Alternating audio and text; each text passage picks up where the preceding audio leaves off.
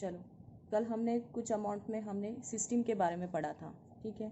आज हम हीट के बारे में पढ़ेंगे। That is how the energy flow, how the energy flow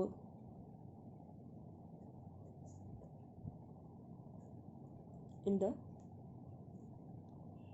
system and environment। ठीक है, ये कंसेप्ट आज हम पढ़ने जा रहे हैं, how the energy flow in the system and the environment. ठीक है,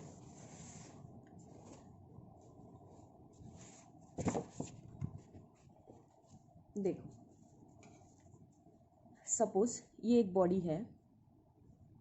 बॉडी है, यानी ये क्या है, सिस्टम है, ये सिस्टम है। इसमें क्या है, तो गैस बोलो, कोई भी मैटर है, सिस्टम है।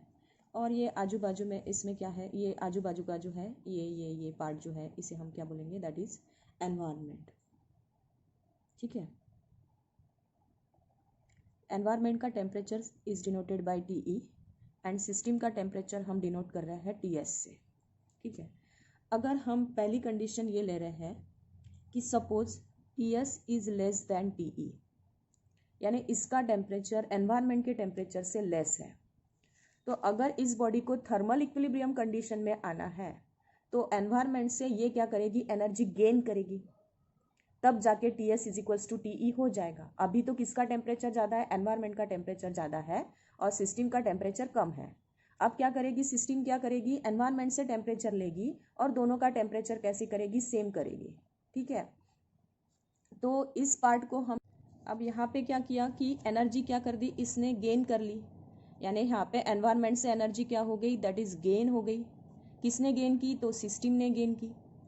किसने गेन की, सिस्टम ने गेन की। यानी यहाँ पे जो एनर्जी हो रही है आपकी, वो जो एनर्जी है, वो एनर्जी का फ्लो जो हो रहा है इसमें from environment to system, energy कैसे फ्लो हो रही, एनर्जी फ्लो फ्रॉम एनवायरनमेंट, मैं शॉर्टकट में लिखती हूँ, टू सिस्टम। ठीक है, और वो energy let Q be the energy, और कितनी एनर्जी ट्रांसफर की एनवायरनमेंट ने सिस्टम को, कितनी एनर्जी दी, that is Q amount of energy उसने दे दी। यानी यहाँ पे जो एनर्जी गेन हो रही है, यानी क्यू कैसे हो रहा है यहाँ पे, दैट इज पॉजिटिव। यानी जब सिस्टम एनर्जी गेन करती है तब एनर्जी क्या होती है, पॉजिटिव होती है। सेकंड कंडीशन हम ले रहे हैं कि अगर इसमें अगर TS is greater than TE हो जाता है, यानी अब सिस्टम का टेम्परेचर ज़्यादा है as compare to the environment. ये फिर से हम यहाँ पे ले लेते हैं, एक सिस्टम ले लेते हैं, यहाँ पे फिर से एक सिस्टम ले लेते हैं, इसका टेम्परेचर टीएस है, ये एनवायरनमेंट है, इसका टेम्परेचर टीई है। हम कंडीशन क्या ले रहे हैं, TS is greater than TE, यानी सिस्टम का टेम्परेचर कैसा है, ज़्यादा as compare to the environment. अब सिस्टम क्या करेगी, अपनी जो एनर्जी है वो किससे ट्रांसफर करेगी, दैट इज एनवायरनमेंट को। तो सिस्टम यहाँ पे उल्टा होगा, system flow energy to environment, ऐसा होगा। अगर ऐसा होता है तो इन दैट कंडीशन जो आपकी क्यू की वैल्यू जो होगी वो कैसी होगी, दैट इज निगेटिव, क्योंकि यहाँ पे सिस्टम क्या कर रही है, लॉस कर रही है एनर्जी को, क्या कर रही है, एनर्जी को क्या कर रही है, लॉस कर रही है। यहाँ पे एनर्जी को क्या कर रही थी, दैट इज गेन कर रही थी। जब ये लॉस करेगी तभी ये दोनों इक्विलिब्रियम कंडीशन में आ जाएंगे। कब तक के लॉस करेगी, जब तक के दोनों का टेम्परेचर सेम नहीं हो जाता है। तो in this way energy can flow. और थर्ड कंसेप्ट आता है कि अगर suppose TS is equals to TE ऐसा हो जाता है, यानी सिस्टम का टेम्परेचर और एनवायरनमेंट का टेम्परेचर अगर सेम रहा, तो in that condition there is a no loss and no gain, means यहाँ पे जो एनर्जी रहेगी वो कितनी रहेगी, दैट इज जीरो। देखो, जब सिस्टम एनवायरनमेंट से एनर्जी लेती है तब क्या हुआ, दैट इज सिस्टम एनर्जी क्या हो गई, दैट इज पॉजिटिव, यानी सिस्टम ने एनर्जी गेन की तो पॉजिटिव, सिस्टम ने एनर्जी लूज की तो निगेटिव। और अगर दोनों कंडीशन में अगर एनर्जी लेगी भी नहीं और देगी भी नहीं, यानी दोनों का टेम्परेचर, सिस्टम का और एनवायरनमेंट का टेम्परेचर अगर सेम रहता है, तो इन दैट कंडीशन क्यू की वैल्यू क्या हो जाती है, जीरो। ठीक है, दैट इज द हीट यानी एनर्जी। हीट को ही हम क्या बोलते हैं, energy. Heat is a form of energy that is transfer between system and the environment due to the temperature difference that exist between the two. यानी heat की हम डिफाइन कैसे बोल सकते हैं, heat is a form of energy. ये क्या है, तो फॉर्म ऑफ एनर्जी है, या flow of energy, form of energy that is transferred, that is transfer between system and environment, किसके बीच में ट्रांसफर होती है, एनर्जी किसके बीच में ट्रांसफर होती है, तो सिस्टम एंड एनवायरनमेंट के बीच में ये क्या करती है, ट्रांसफॉर्मेशन करती है। और क्यों ट्रांसफॉर्मेशन करती है, due to the temperature difference between them that is called as heat. ठीक है, अब नेक्स्ट कंसेप्ट पे आते हैं हम। सेकंड कंसेप्ट है आपका that is internal energy. What is internal energy?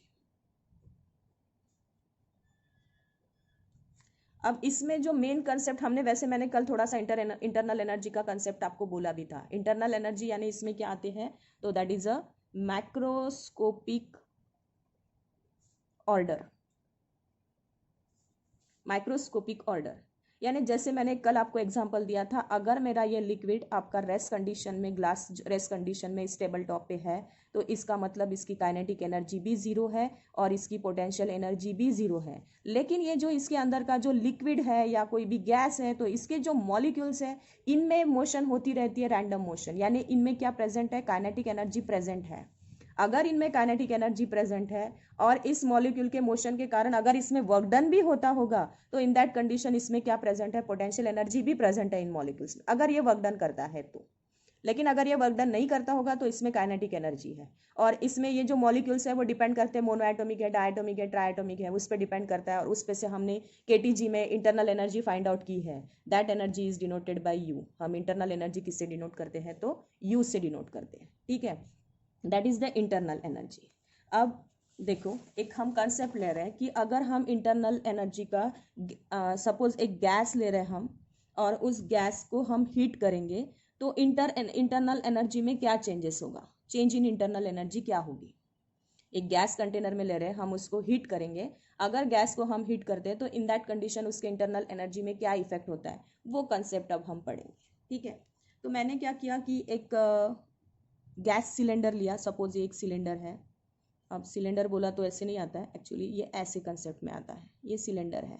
ठीक है, और मैंने इसमें एक पिस्टन डाला हुआ है जो फिक्स है, मुहे फिक्स बोला तो फिक्स भी नहीं बोल सकते। ये पिस्टन कैसा है मेरा, मूवेबल है, मासलेस है, यानी इसको कोई मास नहीं है, और फ्रिक्शनलेस भी है। कैसा है, फ्रिक्शनलेस पिस्टन है। ठीक है, और ये पिस्टन यानी इजीली अप एंड डाउन कर सकते हो आप इसमें। ठीक है, अब मैंने क्या किया कि इसको मैंने हीट दे दी, इसको मैंने क्या दे दी, हीट दे दी। यानी ये क्या हुई, एनवायरनमेंट से सिस्टम को देने जा रही हूँ मैं हीट। यानी हम यहाँ पे बोल सकते हो कि यहाँ पे TE is greater than TS, क्योंकि सिस्टम का टेम्परेचर TS है और एनवायरनमेंट का टेम्परेचर TE है। मैं अगर इसे टेम्परेचर दे रही हूँ, इन दैट कंडीशन हम बोल सकते हैं कि TE is greater than TS, यानी एनवायरनमेंट का टेम्परेचर सराउंडिंग के टेम्परेचर से कैसा है, ज़्यादा है। ठीक है, अगर ऐसी कंडीशन होती है तो इन दैट कंडीशन सिस्टम क्या करेगी, एनर्जी गेन करेगी।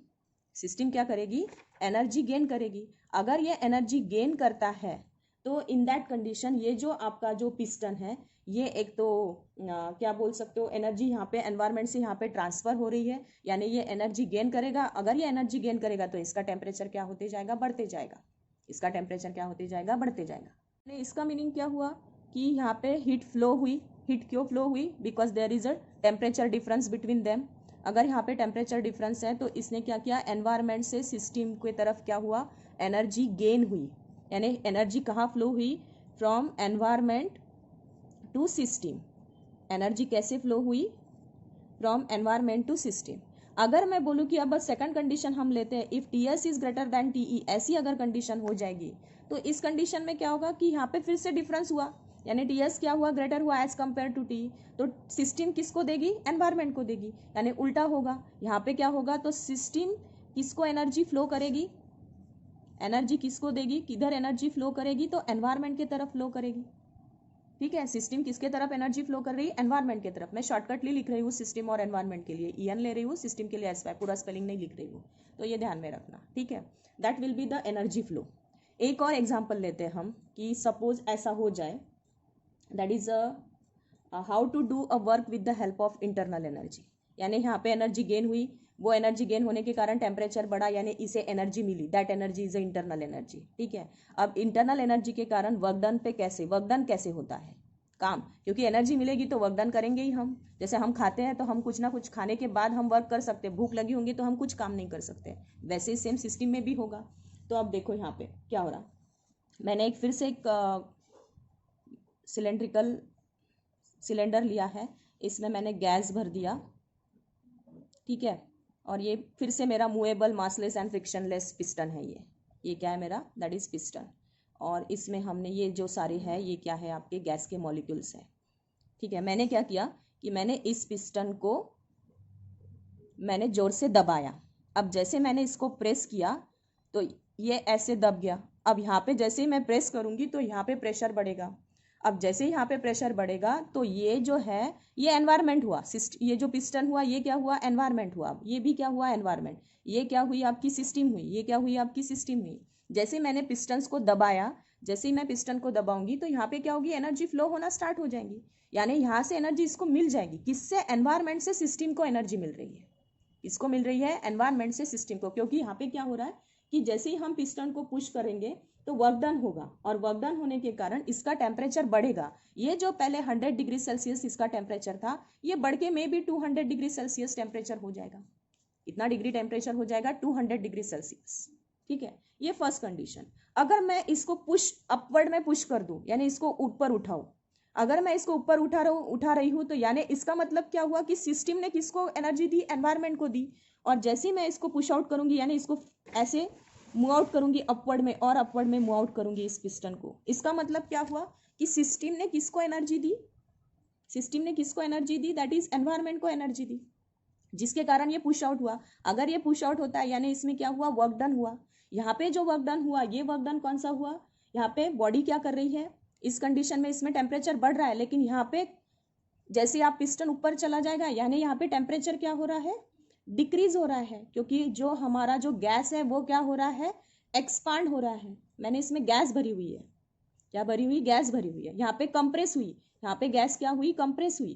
कंप्रेस होने के कारण यहाँ पे कंप्रेशन हुआ, कंप्रेस होने के कारण यहाँ पे क्या हुआ, इसका टेम्परेचर बढ़ा, यानी इसमें वर्क डन हुआ, डिस्प्लेस हुई, यानी पिस्टन डिस्प्लेस हुआ, यानी वर्क डन हुआ। यानी उस इंटरनल एनर्जी का वर्क डन वो किसके लिए यूज कर रहा है, टू इंक्रीज द टेम्परेचर। यहाँ पे ये पिस्टन अपवर्ड में जा रहा है, इस एनर्जी का यूज वो वर्क डन किसके लिए कर रहा है, that is to decrease the temperature, to decrease the temperature, क्योंकि गैस यहाँ पे क्या हो रही है, तो एक्सपांड हो रही है।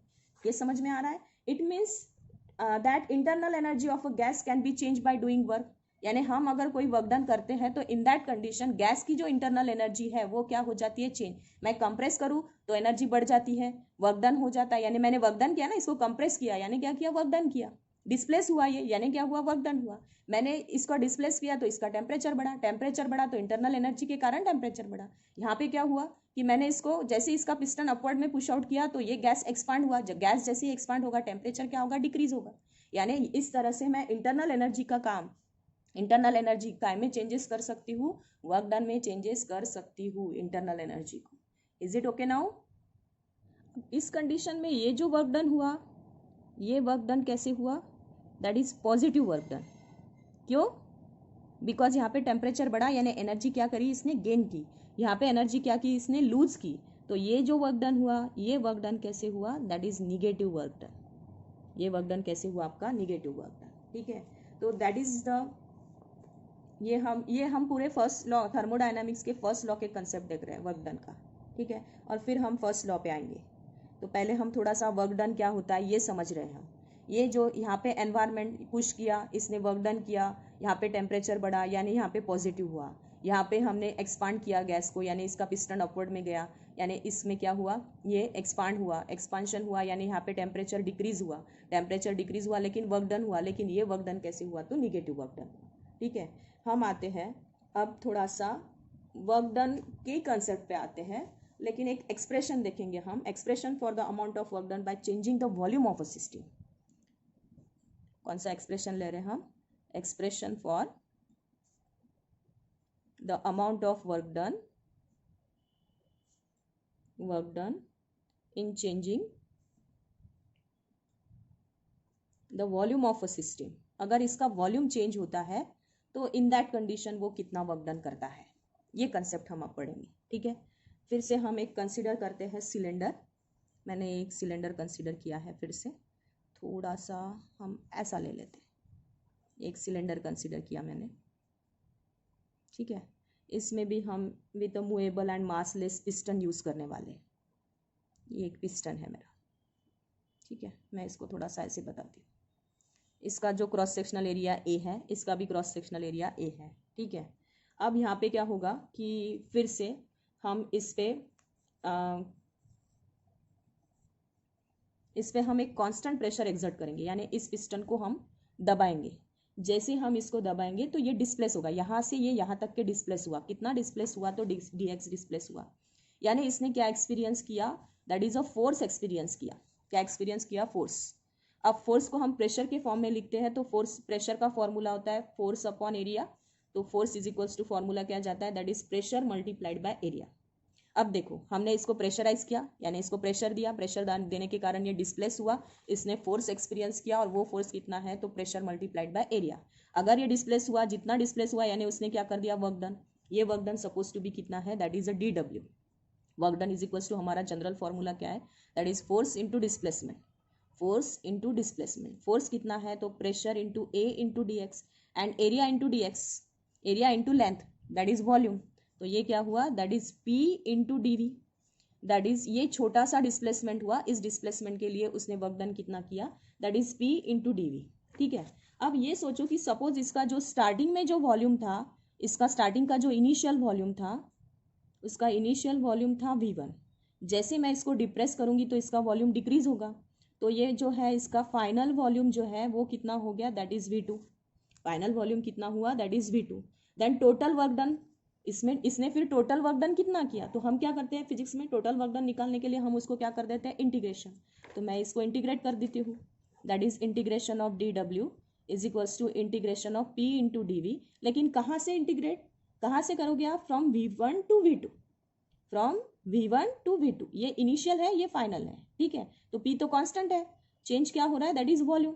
That is from V1 to V2 into DV। DV का V होता है, दैट इज इक्वेशन क्या जाएगा? P into V into V1 to V2, यानी एक बार V2 आएगा, एक बार क्या आएगा? V1 आएगा। Final minus initial. तो मेरा इसमें जो प्रेशर डेवलप होगा, वो प्रेशर कितना डेवलप होगा? That is P is equals to work done is equals to, हाँ सॉरी, वर्क डन कितना डेवलप होगा? That is V2 minus V1। It means internal energy of a system can change, P is equals to V2 minus V1। हम इस पे से बोल सकते हैं कि ये जो वर्क डन है, ये वर्क डन किसके लिए यूज हो रहा? That is changing the volume of a system. इस वर्क डन का यूज हमने किसके लिए किया? To change the volume of a system. Okay, आज के लिए इतना ही, बाकी हम फिर कल थर्मोडायनेमिक्स का फर्स्ट लॉ एक्सप्लेन करेंगे। First law of thermodynamics, first law of thermodynamics. अब थर्मोडायनेमिक्स क्या कहता है कि हम जो भी उसको एनर्जी प्रोवाइड करते हैं, suppose Q is the amount of energy supplied to the system, तो वो उसमें से कुछ एनर्जी किसके लिए यूज़ करता है? तो एज ए इंटरनल एनर्जी, और कुछ अमाउंट ऑफ एनर्जी वो किसके लिए यूज़ करता है? That is for the work done, that is W, ठीक है। तो हमें इसी डेरिवेशन को एक्सप्लेन करना है फर्स्ट लॉ के लिए। तो हम पहले लेते हैं एक सिलेंडर फिर से, ठीक है, और इसमें सपोज टू बी गैस भरा हुआ है, और फिर से हम ये एक पिस्टन ले रहे हैं। क्या ले रहे हैं? पिस्टन। फिर से वो पिस्टन कैसा है? मूवेबल है, फ्रिक्शनलेस है, और मासलेस भी है, ठीक है। अब इसकी खुद की एनर्जी तो रहेगी। सपोज इसकी इनिशियल एनर्जी कितनी है? तो U1 है।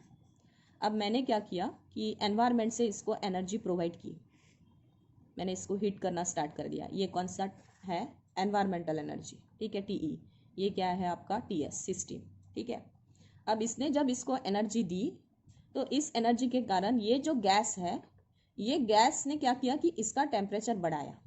अब जैसे इसने टेम्परेचर बढ़ाया, ये गैस क्या करेगा? इसका जैसे टेम्परेचर बढ़ेगा तो इस पिस्टन को डिस्प्लेस करेगा। अब इस पिस्टन को अगर ये डिस्प्लेस करता है, यानी ऐसे ये डिस्प्लेस हुआ, इतने से ये डिस्प्लेस हुआ, यानी इसने क्या किया कि जब इसको एनर्जी प्रोवाइड हुई, अब इसकी एनर्जी कितनी हो गई? दैट इज U2, यानी इसका टेम्परेचर बढ़ा, सिस्टम का टेम्परेचर, क्योंकि इसने एनवायरनमेंट से टेम्परेचर गेन किया। कितना गेन किया? जब तक के दोनों सेम नहीं हो जाते तब तक। और इस गेन के कारण इसने इस पिस्टन को क्या किया? अपवर्ड में एक्सपांड किया, यानी डिस्प्लेस किया। डिस्प्लेस किया यानी इसने वर्क डन भी किया, यानी वर्क डन, सपोज इसने जो वर्क डन किया वो कितना वर्क डन किया? That is DW। यानी हमने जो इसको एनर्जी दी उसमें से उसने कुछ एनर्जी किसके लिए यूज करी, सिस्टम ने ले ली, यानी इंटरनल एनर्जी उसने बढ़ाई, और कुछ अमाउंट ऑफ एनर्जी किसके लिए यूज की, उसने वर्क डन के लिए यूज की। यानी फॉर एग्जाम्पल मेरे पास ये मैं हूं, ठीक है, और मुझे एक जन ने मेरे पास ऑलरेडी 200 रुपीज है। कितने रुपीज है, 200 रुपीज। मुझे एक जन ने 100 रुपीज दिए, उसमें से मैंने क्या किया कि मैंने 60 रुपीज खर्च कर डाले और मैंने 40 रुपीज जमा करके रखे। 40 रुपीज क्या कर लिए, जमा करके रख दिया, और 60 रुपीज मैंने क्या कर दिए, खर्च कर दिए। ये जो खर्च किया यानी ये क्या हुआ, मेरा वर्क डन। जो मुझे मिला ये मेरी क्या हुई, दैट इज टोटल एनर्जी, जो मैंने हीट सप्लाई की उसको, वो जो मुझे एनवायरमेंट से मिली वो। और ये जो मैंने 40 रुपए गेन किया, ये 40 रुपए जो मुझे मिले मैंने रखे मेरे पास, ये क्या हुई, मेरी internal energy, that is del U. ये मेरी क्या हुई, internal energy, that is del U. यानी डेल यू क्या हुआ, दैट इज मैंने कितनी एनर्जी गेन की, that is U2 minus U1, इतनी एनर्जी गेन की।